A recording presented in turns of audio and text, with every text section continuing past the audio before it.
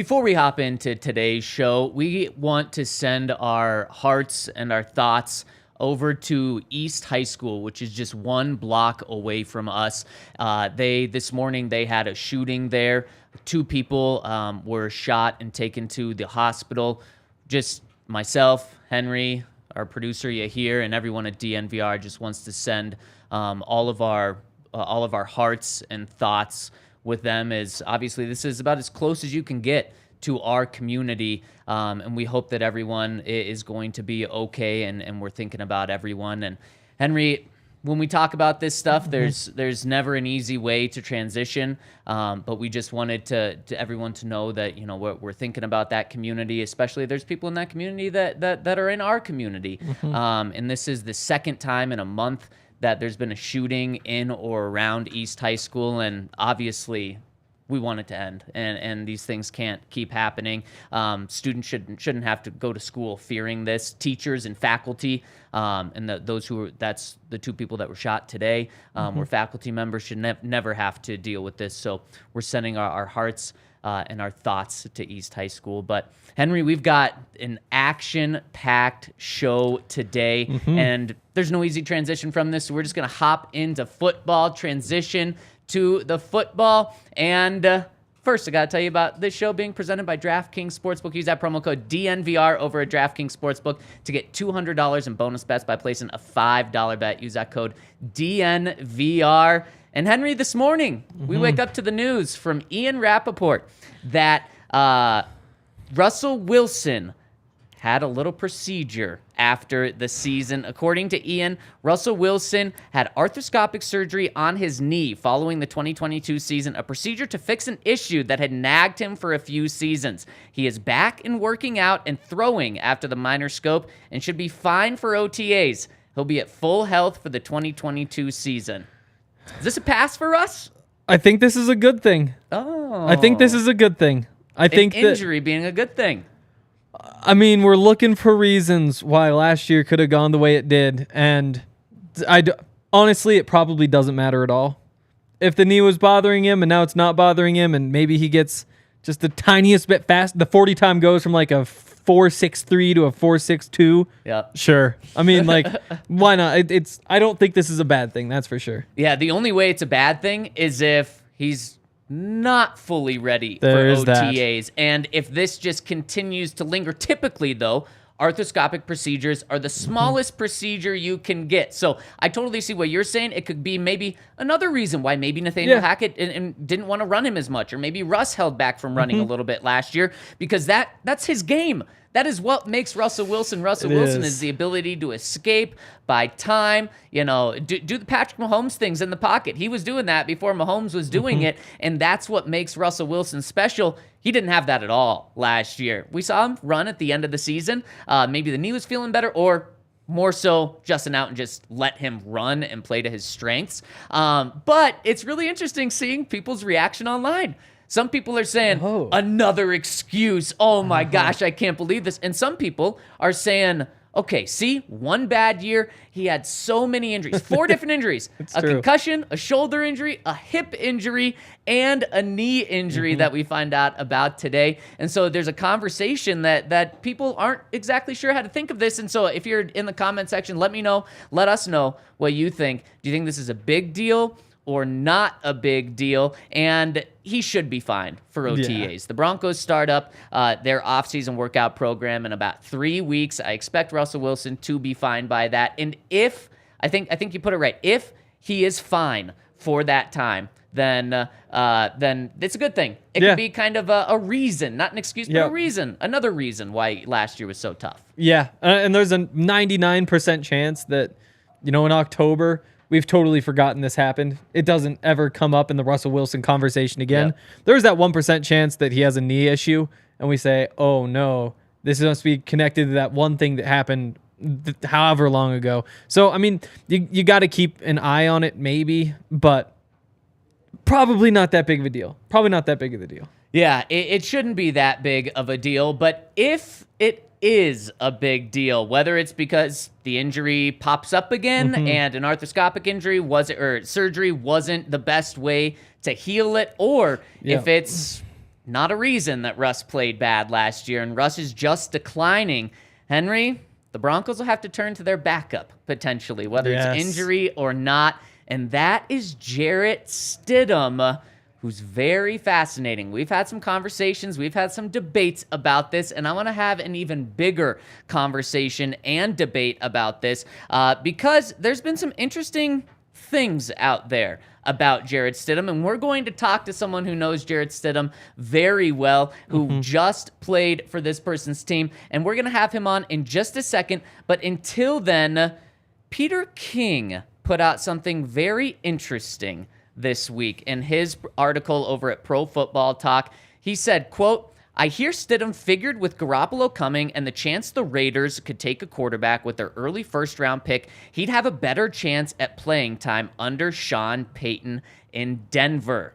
So you're telling me that Jarrett Stidham joined the Broncos because he thought he had a better chance of getting playing time under Russell Wilson than he did with under Jimmy Garoppolo and potentially a draft pick? Yeah, that's pretty crazy. I mean, it's pretty crazy because Jimmy Garoppolo gets hurt more than any other quarterback. It's every single year. About that. Yeah, no, Jimmy Garoppolo never plays football. So the fact that he's good, and when he does play, he wins. Wow, yeah, wow, that's a good question. We got hit this. Off. My goodness, I could be a kicker from Montana. Oh wait, no, I have to draft him, so I will be. Wait, what? What are you talking about? Sorry, the question in the comments, the player. When you're responding to a question, you got to tell everyone the question, Henry. Oh, Hank, what position do you want your my player to be in Madden? Responder, you're a kicker from Montana State. Definitely from Montana, and call it a wide receiver. Call it a wide receiver. Okay, Hank the wide receiver. Wide receiver. I already have those, though.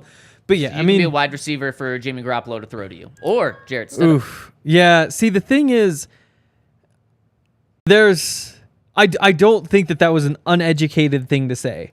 You know, I think that there was a reason that he said that or believed that, and that is really interesting. You know, especially, he has the history of Davis Webb, those sorts of things. I don't know, but it's definitely a weird little hitch in what we think of Russell Wilson. Yeah, it is. It is an interesting hitch, and honestly, maybe a bigger hitch to what Sean Payton thinks of Russell Wilson and what Sean Payton thinks of Jarrett Stidham and just how this is going to go. But I believe we have our guy on. Let's bring in Q Myers, who just does it all out in Las Vegas, covering the Raiders. He's a program director and Raiders insider and host of multiple shows over at Las Vegas Sports Network. Q, how's it going, my friend? Man, it's going good, man. I appreciate being on with you guys. Talk a little Jarrett Stidham and what he could do for the Denver Broncos. Yeah, so let's start with Jarrett Stidham because we're finding out more information just how much Sean Payton really likes Jarrett Stidham and that Jarrett Stidham actually believes that he may have a better shot of playing in Denver behind Russell Wilson than he did with staying in Las Vegas with Jimmy Garoppolo and potentially a draft pick. Can you just take us through last year with Jarrett Stidham and with the Raiders? Obviously, they traded for him in the middle of the season, and then he comes and then not only starts 2 games at the end of the season, but they kick Derek Carr to the curb. Obviously not for him for the long term, but for him to become the starter at the end of the year. And then he comes out and balls against the 49ers. What was your impression of Stidham last year? Well, it's funny. I actually go back with Jarrett Stidham a long ways when he was a kid at Stephenville High School back in Texas, right? When he was a big-time recruit, and then Baylor flipped him from Texas Tech, and I covered Baylor at the time. So, I really go back with Jarrett Stidham. Always knew he was going to be an NFL quarterback, just didn't know what was going to happen. Then we see him get drafted by the Patriots, and, that's when they had all the reports that he was going to be the heir apparent to Tom Brady, and I thought, Jarrett Stidham from Stephenville, Texas is going to always Tom Brady? And so it was pretty funny, but because of injury, he really didn't get that opportunity to get a career start there in New England. And really, the Raiders traded for him during training camp. They brought him in during training camp and had him be the backup to Derek Carr and start to teach that Josh McDaniels offense to Derek Carr and the rest of the team. And so I kind of always felt like he had a role with the Raiders. I just didn't know what it was going to be. And then inevitably when Derek Carr was sat down after that Christmas Eve game against the Steelers and they turned the sticks over to Jarrett Stidham, I thought, okay, Now they're going to see what he's got, and they're going to finally be able to see him as a starter in the league. And you're right, he did really well that first game against the 49ers. I mean, what a tough task, right? You're going up against the best defense in the league, and it's your first career start. And he did well, but ultimately they lost the game. And then, of course, the second game that he played, the final game of the year against Kansas City, he did pretty good as well and lost that game. So it's funny. I thought that he was more valuable to the Raiders than any other team in the league. I just knew that there was no chance that any other team was going to sign him because, well, he knew Josh McDaniels' system for over 4 years. So why would he go somewhere else? So to see that Sean Payton made him a priority and signed him and gave him the kind of money that they did, where ultimately the Raiders weren't offering him that kind of coin, I thought, okay, obviously Sean Payton has seen something in him. And the thing about Stidham is what you've seen in him is he's a tough dude, right? He's a tough dude with a strong arm, right? I mean, he's not perfect. He's only got 2 career starts under his belt. So, of course, he's going to still learn. But the guy is tough. He can make a bunch of different throws. He's been preparing to be an NFL quarterback since high school. So it's not like any moment's too big for him. And I think it's a really good pickup and really a big loss for the Raiders as far as I'm concerned. Interesting. So around Vegas, are people really disappointed that Jarrett Stidham's gone? Was this a thing that appeared on the radar? No, it was not on the radar at all. Again, I was telling anyone who would listen that, yeah, I mean, there might be other teams that are interested in him, but they won't be interested in him like that because, well, he knows the Raiders system and he's just a backup quarterback. But there was people that called my radio show daily that said, start Stidham, start Stiddy. Really? Go ahead and roll with Stiddy. Draft a rookie and let Stidham go ahead and get the start. We can roll with Stidham. Don't worry about Jimmy G. Don't worry about Aaron Rodgers. Don't worry about Tom Brady. Roll with Stidham. Like, they were sold after two starts. And I kept saying, well, look, let's not be prisoners of the moment. He still lost the game, even though he did well. And on top of that, Devontae Adams talked highly about him after the first game. Like, no, I wasn't surprised that he went out there and balled out. That's what he does in practice. So I think the team really could appreciate the guy who Jarrett Stidham was. I could appreciate him from just a standpoint of the guy's been grinding his whole life to try to get where he's at. Again, I think it's a super shock. That was probably the biggest thing in free agency that shocked me was the fact that Stidham is no longer in Las Vegas and now is in Denver. Wow. And one of the reasons, according to Peter King, is that Stidham believed he had a better chance of playing in Denver than in Las Vegas. Yeah. Do you think he possesses the not just the physical traits, because you already touched on those, and he certainly has a very lively arm, but do you think he has what it takes to become a full-time starter in the NFL, and potentially, if things go astray with Russell Wilson, that he could be a long-term starting quarterback for the Broncos or a team in the NFL? I think he can, and the only thing that I cautioned, Raider Nation when they were talking about let him get the start was I was like, hey, man, I mean, you're in Vegas. This team has to win immediately. I felt like there was a lot more pressure on whoever's going to be the quarterback, and now it's going to be Jimmy G to go out there and get some wins because, well, Las Vegas needs to win. There's just too many options in Vegas to do if you're fielding a team that's not very good. So I thought whoever came in had to be someone with a pretty big name. We'll see how it goes with Jimmy G. But with Stidham, and if in Denver it doesn't work out with Russell Wilson and Sean Payton sees something in him, I wouldn't be shocked at all. I mean, again, the guy's been in the league about 4 years. Now he's been in multiple systems, and he's been with multiple coaches that I believe are really good offensive minds, and Sean Payton and Josh McDaniels. I think that he has an opportunity. And, again, you mentioned the physical traits, man. I mean, he's got the arm strength. He's a gritty guy. He's a guy that'll take a hit, as the 49ers put a big-time hit on him. He had blood in his mouth when he threw the touchdown pass to Devontae. And just went over to the sideline and kind of laughed about it, right? I mean, he's that kind of dude. I mean, he's been playing football his whole life. So there's a lot to like about Jarrett Stidham. And who knows what happens with Russell Wilson, but that could be the potential guy. It could be a potential heir apparent if things don't shake out well with Russ. Did anybody ever push for Stidham to start before Carr got benched? Like during the season, was there any unrest there? I think the fans were, because the fan base has been split on Derek Carr for, it feels like, his whole career. Like, some love him, some hate him. They still talk about him now that he's gone. It's like, man, I don't know what they want. But at some point, I think some of the fan base is like, just get Stidham in there. He's Josh McDaniels' guy. He could run. That's the thing about Stidham that I do like, is he'll keep plays alive with his legs, right? Where he's willing to do it, where Derek Carr wasn't willing to do it. And so that was something that was appealing to Raider Nation. They liked that fact that he would, even if it wasn't running, he would just move the pocket enough to allow a player to get open, like Devontae did against San Francisco. I mean, if you haven't seen that highlight, that's a hell of a play that Devontae and Jarrett Stidham made. So you got to give him a lot of credit for that. That was probably one of his biggest highlights, in his short career so far. But really, man, I mean, just having that ability and the know-how to do it, kind of instincts and everything, I think that allows Jarrett Stidham to have an opportunity to be a starter in the NFL. Q, I told my guys before we had you on that no one knows the Raiders more than you, and the fact that we just asked you 4 questions about a backup quarterback, I think you just proved it right there. But we are talking backups. I want to know about the starting quarterback for the Raiders. Did the Raiders, in your opinion, upgrade by going from Derek Carr to Jimmy Garoppolo now?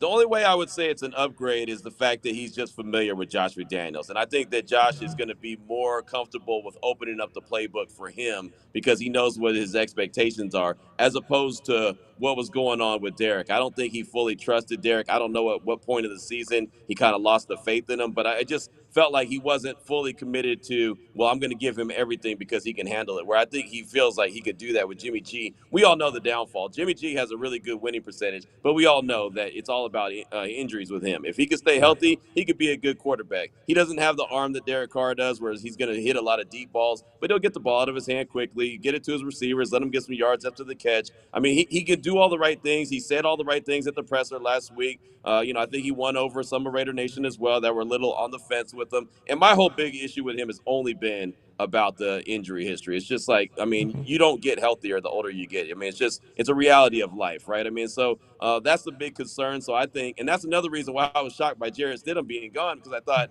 wow, if Jimmy G is going to be the starting quarterback, Jarrett Stidham really will probably have an opportunity to play because, well, we know Jimmy G gets hurt. But to, the point of Peter King when he was saying that Stidham thinks he can have a better chance to play in Denver, that to me makes me feel like that they rolled out the plan for him. Like, hey, Jarrett, this is what we're planning on doing. We're going to bring in Jimmy. We're probably going to go draft this guy. You might not be active on certain game days. So he probably did feel like, you know what, my best opportunity to possibly get on the field is somewhere else where I could be the primary backup. So that's what my gut feeling tells me. That's not any insider information. That's just kind of what I feel like is going on or what happened. The Broncos have been super active over the last couple weeks, signing a whole bunch of different players. I feel like I haven't heard all that much about the Raiders, though. There's obviously the Garoppolo move is the big one, but is there any unrest there because there haven't been many moves, or are people kind of happy with what's going on? No.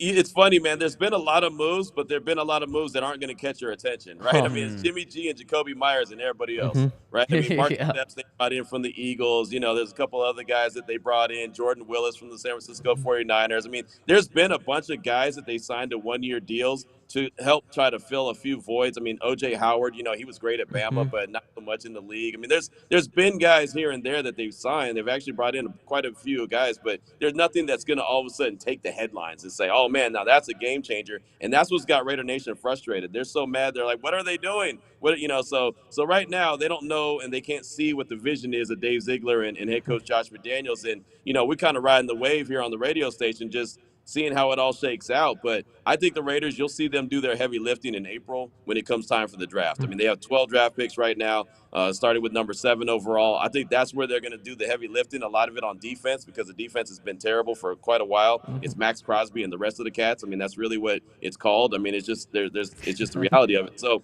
I think that's where you'll see them really get the guys that have names is in the draft. You're not going to see them get them in free agency. So Raider Nation is not too happy, but again, it's March. So if you win March, you normally don't win September. So I'm not really worried about it right now. Q, last one for you. Josh McDaniel, obviously a big name here when he goes to the Raiders last year. And then you just said Raiders fans not so happy about what's going on. Is that with Josh McDaniels? And what's the temperature check on McDaniel out there? Well, I'll tell you, man, Raider Nation is not thrilled with him. They're not thrilled with Dave Ziegler. They're not thrilled with anyone that has any kind of New England Patriot ties, right? I mean, I have never seen a fan base so ready to dump their coach out so quick, fast, in a hurry. But Josh McDaniels, of course, with everything that went wrong in Denver and him coming over from New England, that's like a double whammy. Then, of course, the Raiders made the playoffs in 2021. They won 6 games in 2022. So, see, I told you, coach is terrible. They don't know what they're doing. The Patriots suck. The Patriots West. Nobody can do this outside of Bill Belichick. I mean, I've heard everything that I can hear from every fan about how terrible this coaching staff is and this front office is. And I'm still on the wait and see mode, right? I think Josh has to prove himself. I mean, you guys know very well what happened in Denver. It wasn't great. but it was a long time ago. So I'm not going to really hold it against them. But at the same time, I'll take an approach where, okay, you've got to prove yourself. You got to show that you can be a really good coach and not just a good offensive coordinator. And I don't think that that's a bad thing. I think that that's fair, right? Yeah. Dave Ziegler, I have a lot of confidence that he's going to get it right in the draft. He just seems like he's got his mind in the right spot and is good at talent evaluating. So that makes the draft for me exciting, just to see how 12 draft picks, how he works that into the magic during the 3 days in Kansas City. So that should be fun. But yeah, man, Raider Nation's ready to send Josh McDaniels cooking and on his way smoking out of Las Vegas a long time ago. And look at that. We found some common ground between Broncos and Raiders fans. They both want Josh McDaniels gone. Q, really appreciate your time. You're the best. And anyone that wants to follow what's going on with the Raiders, there's no better guy than you. He's on Twitter at yourboyq254. Make sure to give him a follow. That's where I get all of my Raider news, especially playing them twice a year. You need that. So thank you so much, Q. You're the best.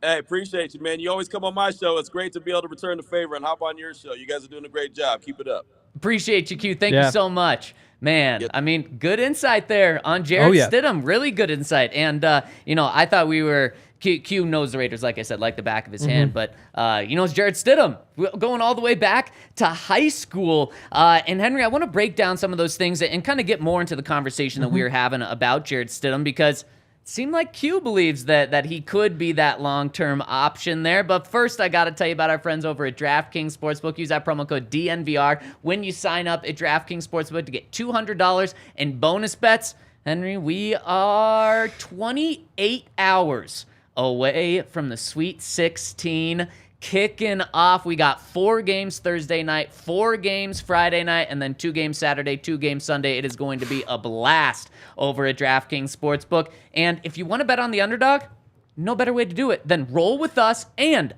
use free money. Free bonus bets at DraftKings Sportsbook. Use that promo code DNVR. Place a $5 bet at DraftKings Sportsbook, and they'll give you $200 in bonus bets. Check them out, DraftKings Sportsbook. Minimum age and eligibility restrictions apply. See our show notes for details, and if you have a gambling problem, call 1-800-522-4700, void in Ohio. And also, go get yourself some gear from FOCO. You can go get bobbleheads, little mini helmets, Christmas tree ornaments. I guess you'd have to be really... What's the next holiday? Easter. Next Friday is Cesar Chavez Day. All right. Yes. I'm sure that there's a Broncos themed Cesar Chavez bobblehead at FOCO. Or, just that sort of holiday stuff. Oh, boy. Yeah, good idea. But FOCO, use the code DNVR. You get 10% off anything that isn't pre-sale, so anything that's actually for sale already. It's an awesome deal that they hooked us up with. They're a Colorado company. That's why we partner with them. And you can go to foco.com or just click the link in the description of the YouTube show, the podcast, wherever you might be watching or listening to us. And again, DNVR for 10% off at FOCO. What do we call it, Henry? The Stidham Steam? Stidham Steam. The fans were clamoring for Stidham last year behind Derek Carr. And Derek Carr had a better season than Russell Wilson. That's true. Russell Wilson is not Sean Payton's guy necessarily. Jarrett Stidham is the only quarterback in that room that is Sean Payton's guy right now. Do you think there's a chance that he takes over this year not because of injury? Oh, wow. I mean, there's a chance. There's always a chance. So there's the cop-out answer first. I was going to say, I'm not talking about the 0.5%. Do you think there's a real chance? Start with no touchdowns and 10 interceptions, and I'm sure. But I think I'll put it at 5%. Okay. There's a 5% chance that Russell Wilson is so bad. And I think what probably would have to happen is you see Stidham first. So say Russ misses week 4, Stidham goes in there, plays a good game, maybe not a great game, but a good enough game to say there might be something there. Russ comes back, doesn't play well. Then maybe around midseason you do have the conversation. So yeah, I'll say that there is a chance. There is a chance. There's a chance. And I do think that there is a chance as well. And I think if you just want to look at, I think it's going to be a 4-game stretch that Russ has to play poorly. I think Russ has a long enough leash that he can get away with 3 really bad games put together in a row. But if it gets to 4, then I think that's where we're talking about that there could be something happening. And we saw that last year, Henry. Last year, Russell Wilson had a 4-game stretch where he had 4 interceptions and 3 touchdowns. In 4 games, 3 touchdowns, 4 interceptions, and the team's putting up, just 17, 16, 15 points. I think that would be enough for something to happen. Now, wait, what if Stidham is their, what's it called? Taysom Hill? The Taysom Hill. I mean, Q did say he could run, but I think the body size is a little different. Yeah, I don't think he runs like that. No, Yeah. I don't think he's going to be like a hybrid tight end, fullback, running back, quarterback. I'll say I'm confident they won't have both those guys on the field at the same time. Yes, I agree. That will not happen.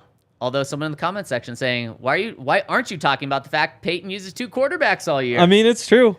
Typically not on the field at the same time. I mean, they did use Taysom as a tight end a little bit, but that, again, Taysom Hill is a very unique player. Maybe the most unique player. Yeah, and if anyone's more Taysom Hill between Jarrett Stidham and Russell Wilson, it would probably be Russell Wilson. You would think it's the guy who finished like top 3 in quarterback rushing yards in 4 or 5 years, or 5 or 6 or whatever. And isn't technically Taysom Hill making more similar to what Russell Wilson's making if you include like the whole contract in the void years? I think Taysom's making $40 million a year. But they will cut him before those years kick in. They certainly will. But if you just want to look at it just on the surface, Russ is making what, 50, and Taysom's making 40, and Stidham making 5.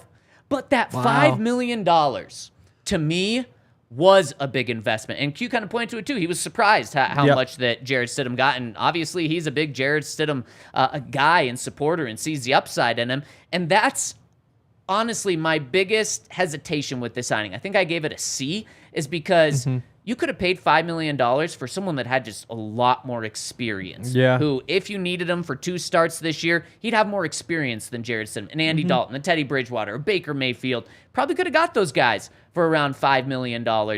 But they went with the high upside guy for $5 million.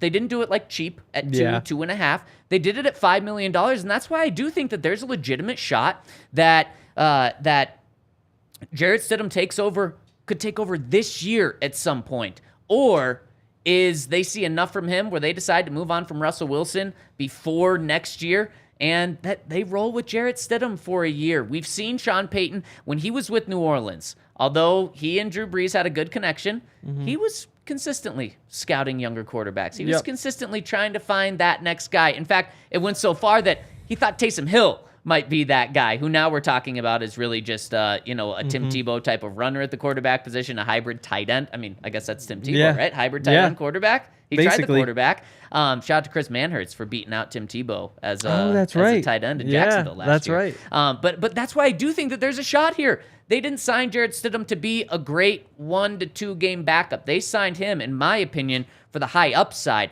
And if you have that high upside, it's to be able to be that guy for the long term, or, for a full season until you find out he's not. Yeah. And I mean, I do think that Jarrett Stidham doesn't really play a part in deciding what his future is in Denver. It is purely Russell Wilson. Okay. Russell Wilson's good. Russell Wilson's all right. Russell Wilson's almost all right. It's his job all year. If Russell Wilson comes out and is terrible, then congrats, Jarrett. You get to go play.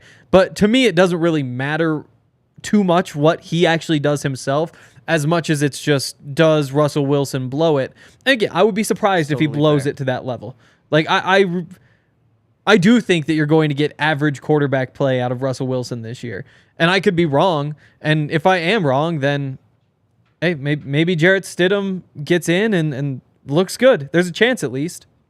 Do you think, though, because I completely agree with you, I don't think Jarrett Stidham is going to be looking so good in training camp and Russell Wilson so bad that by week 1 there's a switch made. So it would have to be because Russell Wilson struggles. I completely agree with you. You're spot on there. However, the last two seasons, Russell Wilson has missed time. And like you said, Jarrett Stidham could step in and kind of take over and show that he's good enough. That's the high upside with him. And there was another interesting... Oh, but with that, do you think that Stidham has a better shot of taking over because Russ is playing poorly than if it was an Andy Dalton or a Teddy Bridgewater? Do you think they'll have a quicker pull and a quicker hook to take Russ out with Stidham than some other backup? That's a tough one because I do think how much the coaches like their backup quarterback does factor in. Like what you expect out of your backup quarterback absolutely factors in. And they did handpick Stidham over those other guys. Right. So in their minds, like if they had Andy Dalton, then maybe it is different because they clearly don't like Andy Dalton as much as they like Jarrett Stidham. It might help his case a little bit, but again, there's just so few scenarios where Russ gets pulled. It has to be a situation where he's playing horribly, and you say, well, we got to try something. Or like maybe the Broncos are sitting there at 8-6, and then Russ is kind of falling off a little bit, and so you need to try something. I don't know. I think Stidham is probably more likely to get in than those other guys. But again, it's 98% just what does Russell Wilson do. Okay. And it definitely is what Russell Wilson does. And I just want to mention one more thing about Jarrett Stidham from Peter King and this article. We already talked about how he said that Stidham thought he had a better chance of playing in Denver, but he also had something here. Let's see. He says, this is Peter King. He says, so now Payton buys Stidham to be Russell Wilson's backup, and nothing needs to be said to Wilson about it. If Wilson by midseason 2023 is having a similarly disaster season to his first one in Denver, Payton won't have to punt on the season. He'll have an intriguing backup waiting in the wings, but Payton did not go hard after Stidham to put the pressure on Wilson. He considers his options at backup quarterback and thought he could play it safe for around the same money with an Andy Dalton type or swing for the fences on a young prospect with significant upside. So that's exactly what we're talking about. Yeah. It's Russ. It's not putting the pressure on him, but if Russ does, then he gets a shot at a guy for the future. And honestly, that's what I thought the Raiders were doing with Stidham last year. That's why they sent Carr home, ruined the relationship with him, and made it so they were just going to have to dump him after the season. Okay, let's see if Stidham can be our guy of the future. He showed it enough in one game. In that second game, played well enough, but certainly it wasn't to the tune of 362 yards and 3 touchdowns. And the thing with Carr, though, is that if he had gotten hurt, all that money becomes guaranteed, and they can't dump him. Right. And so they had to send him out. But yeah, I mean, it makes the second half of the season not pointless if Russ sucks, which hopefully isn't a world that we live in. But at that point, you're saying, okay, we're cutting Russ in the offseason. We got to figure out a quarterback. Can Jarrett Stidham go out there and show us enough that we can say Stidham and a rookie is a decent plan? We don't have to go spend $12, $13 million on another Joe Flacco or Case Keenum or whoever else because we already have Stidham here for $5 million. And between him and a rookie, we can find a way to get the job done. I'm a little surprised how the comment section is reacting to this. You're still talking about Stidham. I think that this piece from Peter King, specifically the part that I just read, Peter's not making that up. I think he either talked to Sean Payton himself about this or he talked to someone who's very close with Sean Payton. And when he says the Broncos and Sean Payton don't feel like their season would be over if they have to turn to their backup, I think that speaks very highly of how Sean Payton views Jarrett Stidham. So it is just a backup quarterback, but they gotten an interesting one. Yeah. It's not a Teddy Bridgewater. It's not an Andy Dalton. It's not a true stopgap guy. Yep, and we've got another 6 months before football season, so we're probably going to have another backup quarterback day again. Let's transition back to Russ and talk about his injury. And now, Henry, head, shoulders, hips, and knees. Yeah. Is what he dealt with last year. So not just with the knee, because I asked you that earlier, but how much of a pass does he get for all of those injuries that he was playing through last year, considering the knee one, according to Ian Rappaport, wasn't just last year. He was dealing with it for the past couple of years. Again, like I'm not giving him a pass for it. You are what you do. Like, oh, he's going to now go be healthy next year? I doubt it. This is football and you're 34. 35? 34. 35. 35 now? Damn. At least this year, yeah. Yeah. I mean, like you're not all of a sudden just going to be perfectly healthy.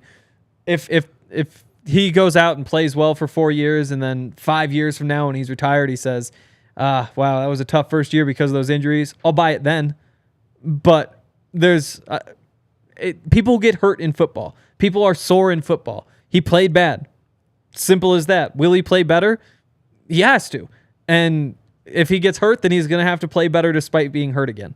So no pass. No pass at all. And the other thing is, there are people saying like, oh, it's just excuses. Yep. Well, I mean, it would be an excuse if he or somebody, close to him had said when the surgery happened 2 months ago, like, oh, guess what? He had this thing that was happening. This didn't come out for 2 months. And I don't necessarily think it's a cover-up, but it's definitely not him pushing out an excuse. Well, then why did it come out? I mean, everything comes out.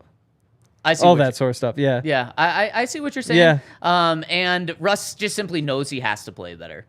He doesn't get any more passes this coming year if he doesn't play better. And that's, I mean, the quarterback room is going to be so fascinating. From what we thought was going to be a very boring quarterback room for the next 5 to 10 years when Russell Wilson signed here, it is anything but that. And Henry, the people want to talk to us. Let's dive into some questions. But first, got to tell you about our friends over at Game Time. If you want to go to a Rockies game, you want to go to a Nuggets or an Avalanche game, Rockies are getting set to start their season in just a couple of weeks. And we've also got Nuggets and Avs making a playoff push. You want to join all the fans at the games, you go to Game Time. Click the link in our description, whether you're on YouTube, whether you're watching or listening on the podcast side. Click that link, and it'll take you straight to all the Denver games. So check them out at Game Time. And if you want to go see the Nuggets in particular, on March 30th, today might be the last day to get in. The drawing is going to be sometime tomorrow. Yep.